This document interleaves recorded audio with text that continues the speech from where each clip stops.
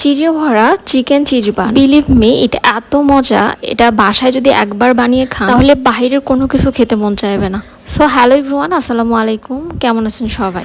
আমি যখন আমার জামাইকে কোনো কিছু বানিয়ে খাওয়াই সে কিন্তু অনেক উপভোগ করে খায়, কারণ অনেক মজা হয়। বাইরের খাবারের থেকে ঘরের খাবার কিন্তু স্বাস্থ্যসম্মত হয়, আর এমনকি আমি এমনভাবে বানাই এটা একদম রেস্টুরেন্টের স্বাদ এনে দেয়। চলেন আপনাদের সাথে রেসিপি শেয়ার করি।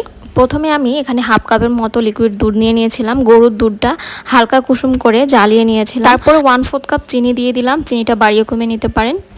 দেন দিয়ে দিয়েছি এখানে 2 চা চামচ ইস্ট। এখানে কিন্তু ভালো মানের ইস্টটা ব্যবহার করতে হবে, তা না হলে কিন্তু ইস্টটা অ্যাক্টিভ হবে না। এবার হালকা নেড়ে চেড়ে এখানে আমি 2 কাপ পরিমাণে ময়দা দিয়ে দিলাম, আপনারা চাইলে আটা দিয়ে ওটা করতে পারেন।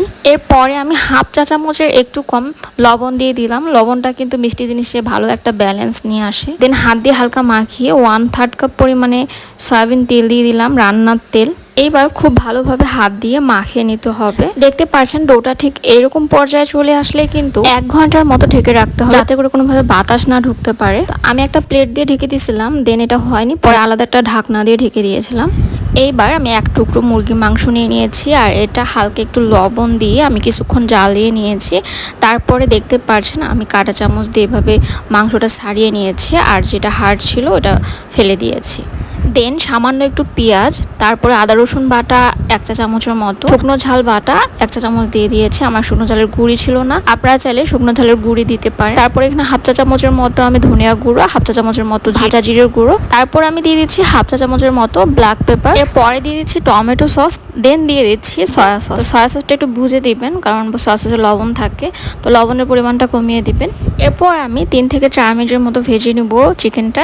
এবার হচ্ছে আমার চিকেনটা ভাজা ডান। দেন ঢাকনাটা উঠিয়ে দেখবো এটার অবস্থা কি। দেখতে পাচ্ছেন ফুলে কিরকম টুপুটপু হয়েছে। এবার হচ্ছে আমি হাত দিয়ে বাতাসটা বের করে দেব। এবার কিছুক্ষণ ডোটা মুথে নিতে হবে, তাহলে কিন্তু বানগুলো অনেক সফট হবে। এবার আমি একটা একটা করে বান বানিয়ে নেব। এর মধ্যে হচ্ছে আমি প্রথমে চিকেনটা দিয়ে দিলাম, তারপর অল্প একটু চিজ দিয়ে দিলাম। পরে হচ্ছে আমি ভালোভাবে মুড়িয়ে নেব। হাতের মধ্যে একটু তেল দিয়ে নেবেন, তেল দিয়ে নিয়েছিলাম না, এজন্য আমার হাতে লেগে লেগে যাচ্ছিল।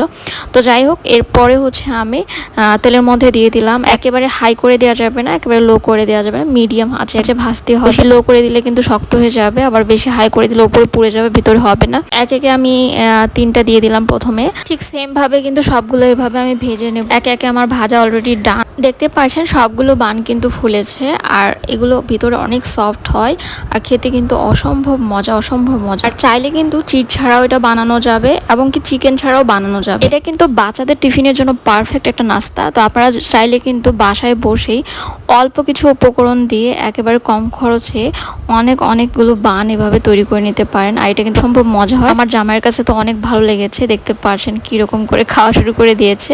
তো আজকের ভিডিওটি এ পর্যন্তই। সবাই ভালো থাকবে।